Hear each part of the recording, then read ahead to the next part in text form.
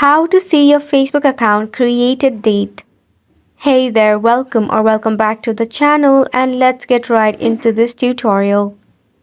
To see your account created date, go ahead and launch a Facebook app in your device. So over here, make sure you are logged in into your account. If you have not yet, use a credential. Now to see your Facebook account, it is pretty simple. In the top right corner, locate the three horizontal lines. From here, tap on the settings option.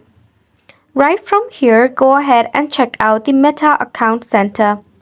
From here, click on the Profiles option. Now select on the Facebook account that you wish to check for the created date. Then you'll be redirected to this page. At the bottom again, you will see your Facebook user icon and account. Tap on it. From here, you will see the added on and a specific date. The given specific date is actually your Facebook account created date.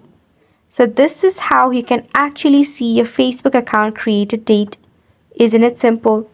If you don't have such feature, you need to update your application, so go ahead and do so. This solves all of your issues, so make sure to go ahead and give it a try, and thank you so much for tuning in.